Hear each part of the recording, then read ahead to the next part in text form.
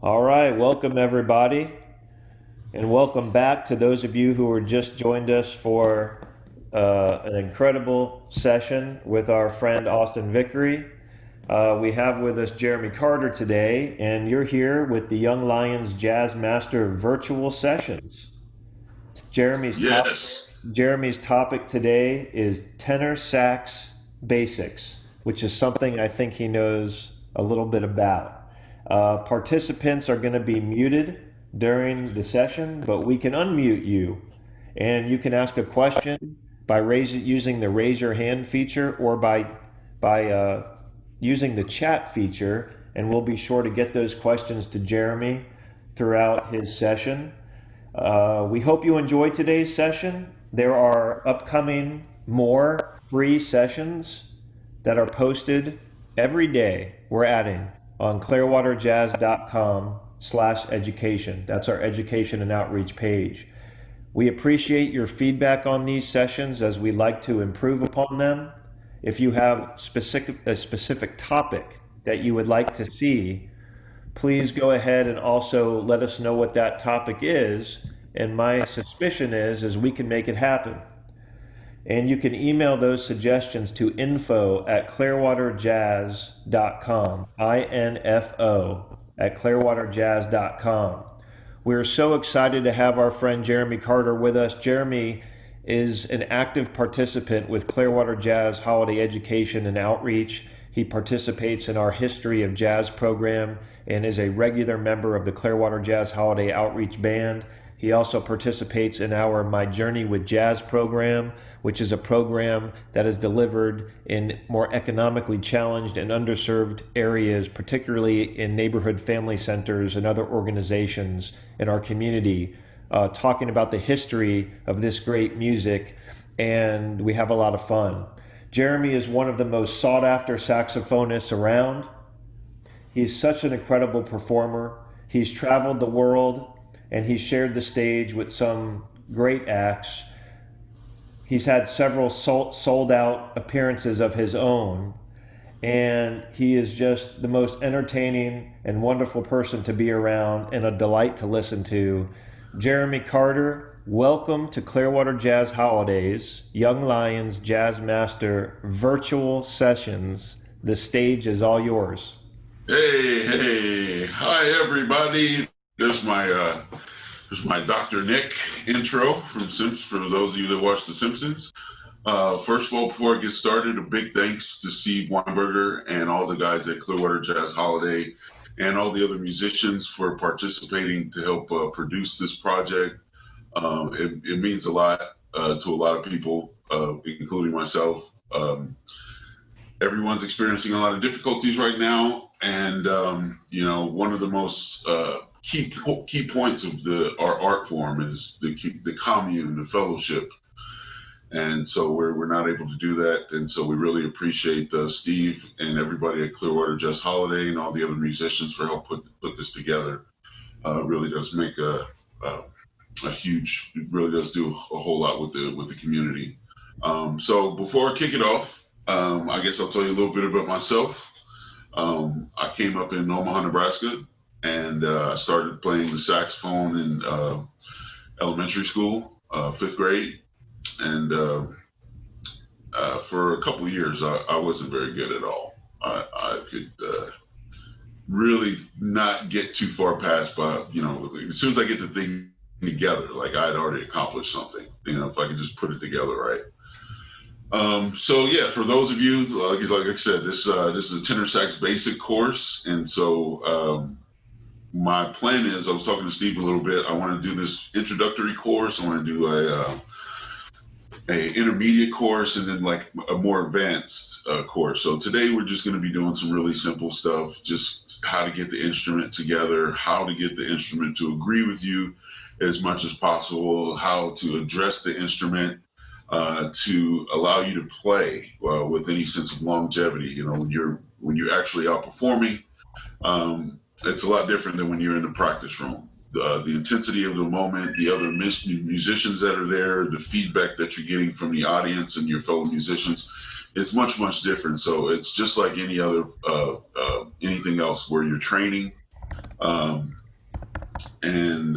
You know, like for basketball or boxing or anything like that, like you have to put in the work. So while I do want to do my best to be helpful in this whole process, but there's one thing you can take comfort in. There are some of the things that you'll be doing today that I still do after, I mean, over 30 years of playing now.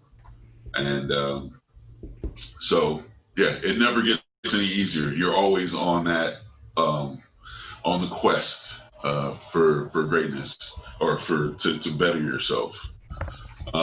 So one of the most important things that you can do when you get your instrument out is put it together. This is my main tenor sax here, a Selmer Mark VI from 1959. I know there's a lot of hoopla about Selmers and vintage instruments, and I'll be right there at the front of the parade because I love vintage stuff. But yeah, I mean, it's not crucially important. You don't need a Selmer, you don't need a Mark VI to get a good saxophone sound, alto, tenor, any. What is important is that your instrument is mechanically sound. If your instrument is working properly, then you're already a little bit ahead of the game.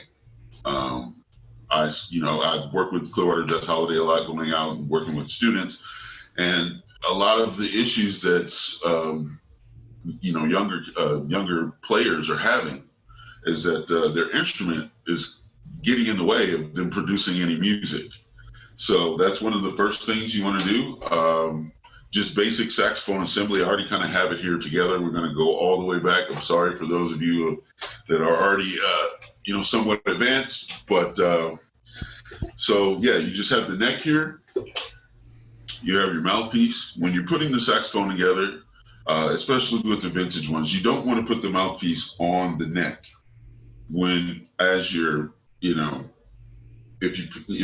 want to put the mouthpiece on the neck after you put the neck on the horn.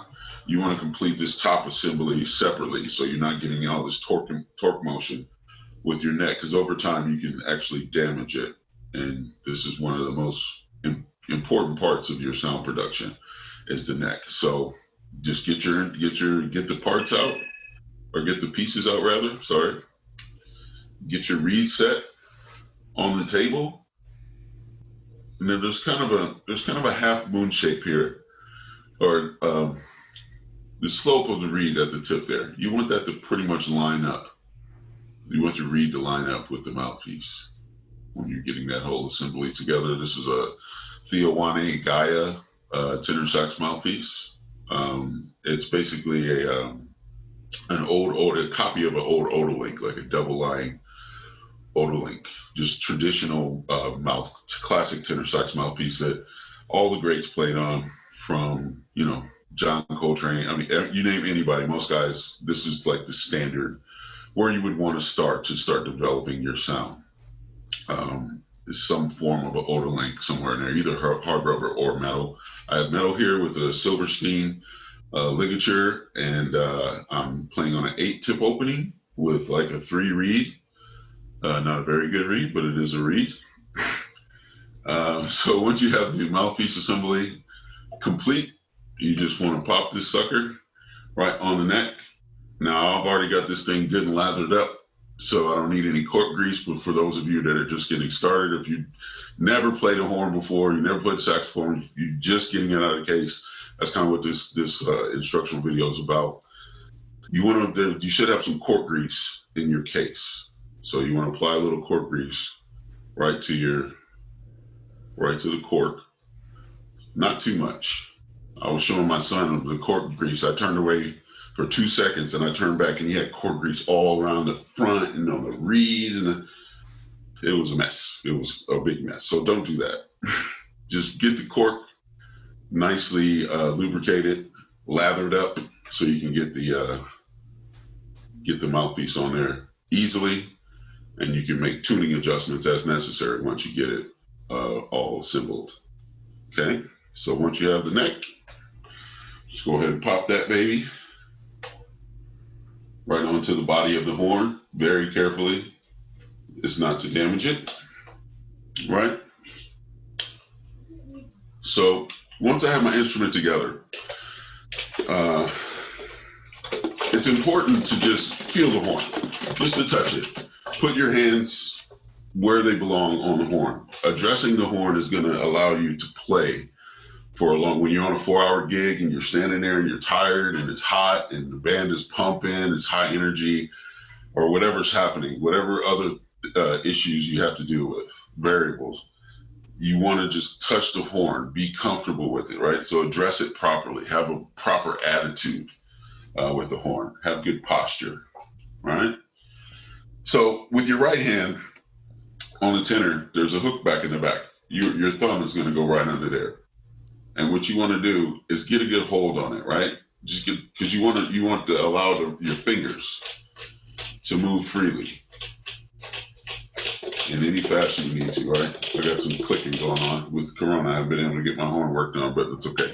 It still works. So both left hand, right hand. On your left hand, you have a little pad back here. Place your left hand there in a way that's going to allow you to easily function the octave mechanism, and it's going to give you ease of use through the fingers on the left hand with the palm keys here and the spatula. And I hope I'm not going way too far back for those of you who are, a little bit more experienced, but this is basics, so I want to cover all that stuff. Like I said, I'll cover some harmonic structures and some more advanced, soloing concepts in the next video and the third. But yeah, once you get the horn together and you just get a feel for it, just take your time. I'm slow about this. It's a process. Just get familiar with the horn. Before you even think about playing music, there's a lot of maintenance. There's a lot of mechanical things that need to take place, or that should take place, that should be functioning properly before you even think about, putting any air in it. Once you get to that point, one thing that I always do to this day, I get the horn together. I want to check the reed, the mouthpiece, make sure the assembly in my instrument is functioning properly. Just play the lowest note on the instrument. The saxophone is a conical instrument, which means that it's just a large cone that's bent, right? And the air is going to come out of the first available hole. So me playing the lowest note is just going to give me an idea of whether the horn is functioning properly or not, right? So if I have any leaks throughout here, I won't be able to play a low B flat, which is the lowest note. So at that point,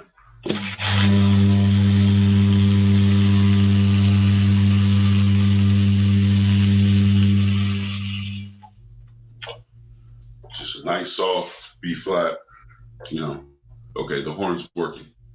So if anything goes wrong after that, it was user error. So yeah, I'll be covering a few things. Usually how I do this is a little bit different for me because it's not interactive.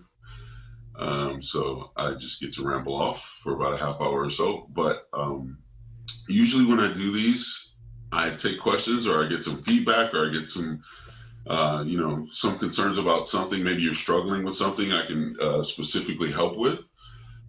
So yeah, if you want to comment or have any questions, please feel free to do that, because it is often the case that the comments and the topics that I get from the listeners is much more interesting than what I had in mind. So please feel free to jump in at any time. So basically, I wanted to talk about just sound production a little bit now, right? Because one of the most critical things about a player's profile, you might say, when you hear someone, when you hear Coltrane, when you hear Brecker, there are certain things that are unique to the saxophone. The mechanisms, the way that the instrument is built, like kind of the way you have to get around the left hand, the right hand pinky spatulas, the left hand spatulas, the palm keys. These are techniques. I mean, there's no shortcuts. There's no easy routes. So the best thing for you to do is, regardless of what your intent is, like whether you want to play jazz, you want to be a funk player, you just want to play in church, whatever your ultimate outcome is, you want to be able to communicate clearly, just like with your speaking voice. No matter what language you're speaking, you should be, people should be able to hear you. You should speak clearly, and your voice on the instrument, I think, is like the most important thing. Beyond how many gymnastics how fast you can play Cherokee, or how many harmonic structures you can reharmonize a tune with. That stuff's great, but your sound is ultimately where it's at. Like if you go back and listen to like Johnny Hodges or Ben Webster, or even Charlie Parker, one of the most notorious note masters, like played a lot of notes. Where you really got to hear the nuance in his sound was when he played ballads, and that's really the sweet spot for me. I mean, that's one of the things that I enjoy most. I play in a lot of different situations, like big bands. I play as a sideman, funk, and weddings, and corporate events, and stuff like that, and festivals. But when I'm just laying back playing a ballad, either with just sax and piano, or just a jazz trio or quartet, or even with my tracks, when I just get to lay back and settle in and play a ballad, that's really enjoyable to me. And I think that's really important to kind of get a grasp of that aspect of the playing before you try to get a little too advanced. Like the old adage, you got to crawl before you walk, right? So before you try to get into any crazy stuff with the horn or musically, really get a sense of what your sound is. That's your signature, right? So the best things you can do is play long tones. I know everybody says that if you go in any jazz form, sax form, everybody, that's kind of an adage that's mocked by, a lot of sax players, but it's true. Like if you want to develop your sound, like you have to play long tones. You have to play ballads. You got to put in the time. There's no shortcuts. And so part of that, part of doing that is doing a lot of listening. This is something I'll probably cover in the next session. But when you're playing, when you meet with your friends, when you speak with somebody online, there's always a subject matter, right? You want to have content, you want to have substance in what you're doing. So it's just really important to learn from the masters. Like whatever you're going to play, figure out the language, learn the language. Just like if you're going to speak English, you learn the alphabet, you learn words, you learn phrases, you learn colloquialisms, right? Learn the language by listening. Find people that you enjoy listening to, their sound, their harmonic concept, their phrasing. If you listen to somebody who you feel is really seasoned or they're really good, a lot of that is just the nuance and the little things that they put in their sound, right? There's a lot of different ways you can play the same thing. You're like a good phrase has a good mix of soft, hard, fast. You have a good mix of all the elements, right? This before I know I was going to play, but just before I forget it, there's a idea that I use a lot of times when I go out and I do these sessions with kids, and I talk about playing your instrument as if you were like developing or creating a movie or telling a story. In the first few pages of the book, there's introduction of a character, there's setting, then maybe you introduce another character, and then maybe you readdress the first character, the main character's situation. Maybe there's a plot twist. The idea is, and the reason I mention all these things is that when you're playing, you want it to be all together. You want it to be a cohesive element. You don't want it to be just random fragments of ideas, right? So learning the language, listening to players who you enjoy listening to will give you a sense of how to tell your story, on how to bring all these pieces together, where there's dynamics, where there's articulation and a tag, and just all the little nuances in the sound. You can learn how to play the space. There's really power in playing nothing. There's a lot of power in just leaving a gap right there. It allows punctuation to be fully fulfilled with the phrase before, and it sets the table for the phrase that's coming after, right? So yeah, all these things you can get from just some really, really deliberate listening and doing some dissecting, like not just listening to songs from beginning to end or albums beginning to end. Like take pieces of individual, like if you want, there's tons of books. The Omni book is out there. I have this book is great. There's no solos in here, but this is a book that I look at a lot just because it's got a bunch of monk tunes in there. The melodies on that book or on all those monk tunes are enough to keep you busy for years.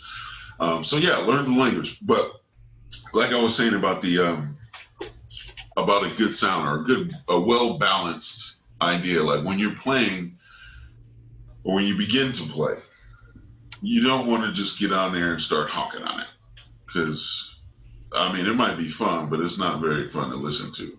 So, just have some finesse, have some, be a little bit more considerate, be deliberate, I guess I should say, in what you're doing, no matter what it is, because your time is valuable. You only have so much time to work on your instrument, so you want to maximize your time. So, like I was saying, address the instrument properly and just be very deliberate in what you're doing. I was talking about a good sound or a good concept. It's really good to, like I said, to mix it up. So I'm just going to play a little something, nothing crazy, just to give you a taste of what, what a good mix of just playing something loosely and freely and deliberately at the same time.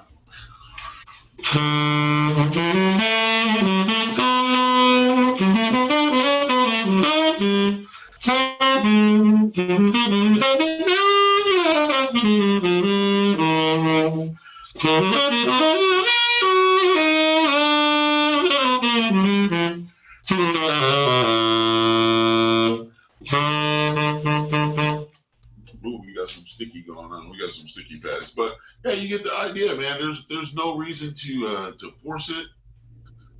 There's no reason to play something that's not natural. Like I didn't have a specific song in mind. I'm just putting a little air through the horn. Let the horn just kind of do what it's gonna do. Don't force it. Listen, if you think about Miles and his approach and the newness of the moment, there's stories, and for those of you who've seen the documentary and all that, he really relished in having moments that were new. So he would bring in charts for them to record without them ever having rehearsed it. And just some of the music you hear, some of the most famous recordings you hear of Miles are either live or, on a live gig, or they're in the studio playing this music for the first time. And so there's this newness and there's a freshness to the music and to the entire experience as a listener and for the musicians. They're right there on the ledge or on the cusp of what they know and what they don't know. And that's a beautiful place to be in not just jazz, but any music. When you're playing together and there's certain things that are well established and that you have a setting, you have a framework, you have a form, and then the exploration that occurs after that, with the interplay that occurs within between the musicians, is is some of the most special parts of the music. And it's different for everybody, and that's kind of the beauty of it. I remember I attended a clinic with Robert Glasper and Chick Corea, and I remember Chick was talking about his idea. He was talking about music schools and saying why sometimes they weren't, the best way to learn music, right? Because when you go there, there's a program and they pretty much tell you exactly what to learn. Well, it's just like food, or some people have proclivities towards certain things and not others, right? So when you go to music school and they're like, okay, you have to listen to Lee Konitz, you have to listen to Charlie Parker, you have to listen to these guys, right? But nobody really knows. I mean, and it's important. There are some things that those guys offer. It's important to have that structure and learn composition. And there's a lot of things that schools offer, but I guess what I'm trying to say is that there's nobody who can tell you what it is that initially attracted you to music, the thing that really tickles your fancy. And as long as you remain true to that, I think you have a pretty good chance of developing just past, I get my sax together and then I'm going to do the sax guy thing, right? If you really want to develop your sound, develop your playing, and increase your ability, yeah, listening is really important. Staying true to what you believe in as well is really important. Hey Jeremy, And we have a couple questions. I'm sorry to interrupt your train of thought, but I wanted to, no, it's okay. for the sake of time, I wanted to to let you know we had some questions. One of them is, what's the best way to practice tuning? Um, yeah. Well, you want to practice. You want to tune up with a metronome, right? Or not with a metronome, with a tuner rather. The tuner metronome combo. And you, yeah, I guess I could use the short answer could be like just playing long tones. Just so, I mean, because some of these, especially the vintage instruments, they're going to be like this is my main axe, but I also have a Yamaha tenor sax, which is just fundamentally more in tune. Some saxophones, the saxophone is inherently out of tune, right? So when you hear someone who has a good sound center or good pitch center, that's all just work. Just playing long tones, developing your embouchure, having good posture, having good airflow, having a good steady airflow, right? Tune up to a piano, just you. It really takes time. Um, yeah, the short answer is a whole lot of practice. There are no shortcuts with it. There aren't any cheat codes or hacks for tuning because, like I said, a lot of times it's in flux. Like I've done gigs where I'm playing like a cocktail hour for a wedding. Outside, it's like 112. I'm standing right in the sun, and then I come back inside, and they have the air conditioning going. So tuning is something that you really have to just be conscious of because it's something that potentially may be in flux. It's not very often. Like usually when I play on a gig, if wherever it is, if I got something going, I'll just leave it there, right? But there are some variables to it, and then maybe it's a lot different whether you're playing by yourself. If you're a leader, it really shouldn't matter. I mean, even if you should be in tune with the band, but if there's other horn players, like maybe the other horn player or the other horn players you're with don't have the same concept of pitch that you do, and so it doesn't matter if you're off. Like sometimes you might have to like lip it down a little bit or lip it up just to be in together, because I think it's like even if whoever whatever just agree to be wherever it is, so there's a lot of different variables there. It depends on whether you're playing with other horn players and yeah, how well the place is if you're just playing acoustically in a room, there are a lot less challenges than if you're on a stage where they have monitors and it's just loud. So yeah, that's a really good question. Intonation is something that, yeah, it's a constant thing. I remember seeing there's a video of Michael Brecker before he passed. He's in the studio and he's telling the engineer, he's like, "Hey man, you guys got to turn the air conditioning down. It's making my horn sharp. It's making it cold."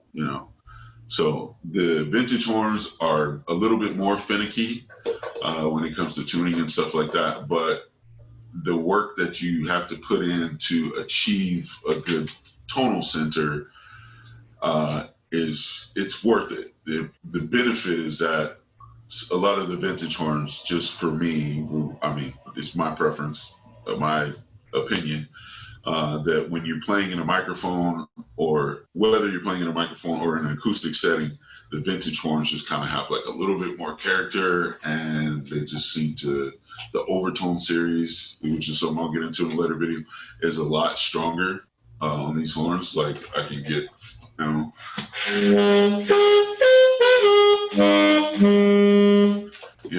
don't have to really fight too much to get the overtone series out of there, Hey, Jeremy, Right. on Yeah, that, how do you know which sax is for you? That's another question that was raised. I know this is a sort of a basic tenor kind of yeah. fundamentals, but alto, tenor, bari, how do you know? Yeah, that's also a good question. Um, a good example would be my son. Like my son, I have saxes for him. I bought him saxes, and he's got a tenor that's like almost bigger than him, right?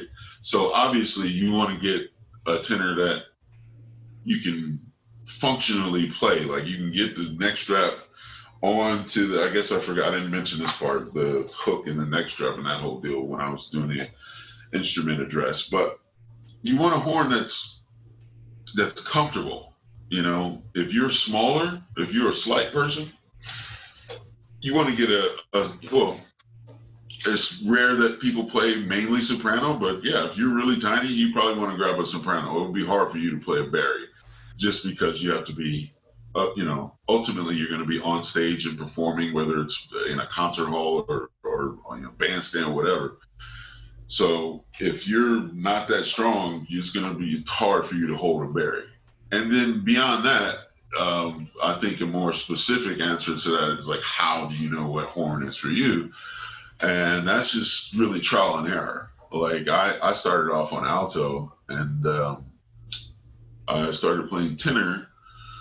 I don't know. I think like maybe 10th grade. There was only one spot, and it was a tenor spot, and so I had to swap over or something like that. And yeah, I just slowly started to play more tenor. Like it was like more my voice. I mean, because in all actuality, for me, it was just a matter of it being more practical. Because once you get up into the altissimo onto the tenor, you can more or less get the alto range, right? But on the alto, you can't really go any lower than the B flat there. So yeah, it's just a matter. You have to do some experimentation, play with it, and practice, practice, practice. Speaking of practice, Jeremy, for a beginning jazz student, do you have any recommendations on some basic exercises that a beginning player can work into a daily routine? Absolutely. The first thing you want to do is just playing scales. Once you can start to hear your scales, just major scales, just start there. Like, don't even worry about minors or anything else. If you can just work through your major scales, what I mean by that is, let me get this reed on here, right? I had my reed all lathered up, and then I started talking and it got dry. So yeah, just work your major scales, and there's a lot of benefit to that. Not just getting your fingers right and getting your embouchure right, like getting your body right. It also serves to function as training, or it also serves to train your ear, right? These sounds become more fundamentally familiar, right? So I'm just going to start on C here and just play the scale, right?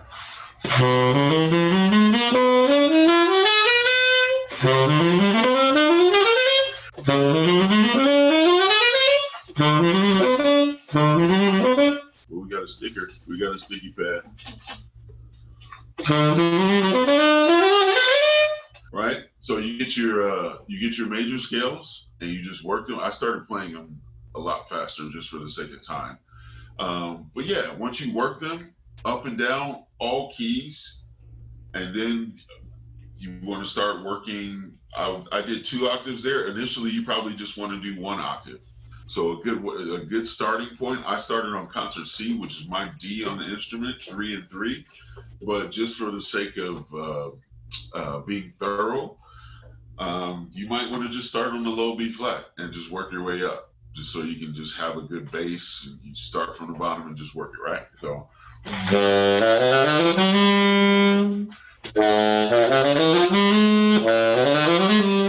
Ooh, we got a sticker. We got a sticker. She's a sticker right there. Ooh. Right? So you get the idea, right? So when you get once you get your scales, right, one octave, right? You do two octaves. Once you get two octaves, start working thirds, right?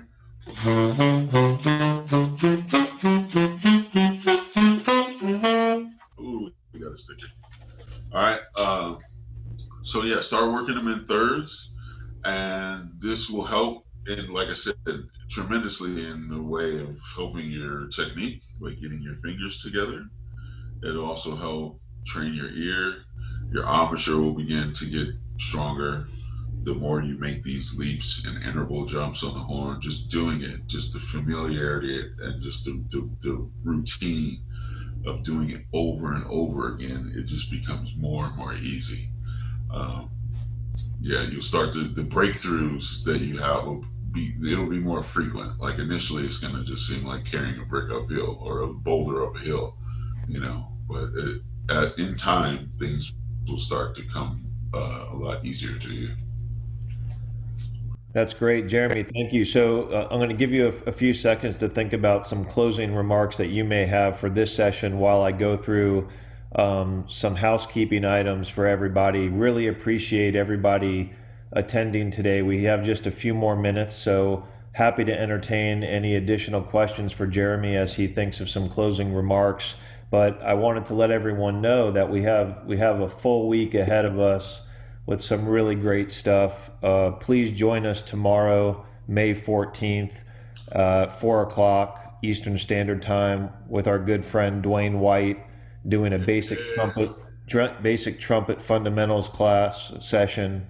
We've got next week on Monday Butch Thomas with a basic approach to jazz improvisation.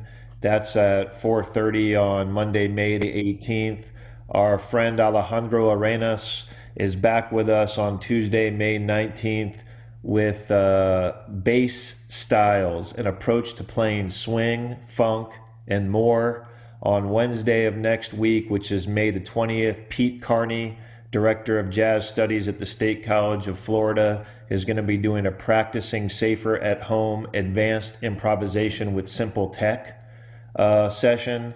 And then we got a wonderful session lined up for next Thursday, May 21st, where we welcome back Frank Williams and Tyler Wortman for another session of their Basic Trombone Fundamentals series, Tonguing and Articulation. And it just keeps going. We've got sessions planned into June with more added every day. So we hope you will join us. We appreciate you participating today, and we thank all of our supporters that help us expand the reach of this great program, Clearwater Jazz Education and Outreach, including our friends at the Al Downing Tampa Bay Jazz Association. Jeremy, we can't thank you enough for being part of our extended family of musicians, and Jeremy's going to be back with us for a number of different sessions. So Jeremy, I'm going to leave it to you to kind of close us out. Yes, sir. Yeah, thank you again for helping to produce this. Thanks everybody for tuning in. If you're a sax player and you're just getting started, you're already on the right track by seeking help. Learn from the mistakes of your peers and some of your elders to help advance your progress as a musician and as a sax player. Yeah, like I said, Steve and I have been talking about some other sessions that we want to try to cover. I'm going to be doing an intermediate course, and I'm also going to be doing an advanced course where I'll be talking. I'll have to kind of work it and think about what specific topics I want to try to cover. And yeah, like I said, you're more than welcome to offer any feedback and ideas for topics that you guys would like to discuss, whether it's harmony, whether it's developing your lines, or just theoretical concepts, um, kind of the triads. There's so many different approaches to music. So yeah, if there's something specifically that you'd like to have covered, definitely let us know, and yeah, we'll try to get on that. All And right, Jeremy, thanks again so much. Everyone, we'll see you all tomorrow with Dwayne White. And we look forward to more musical days ahead with you all. Thanks. Be safe, everyone. Thank you, Jeremy. thanks, guys.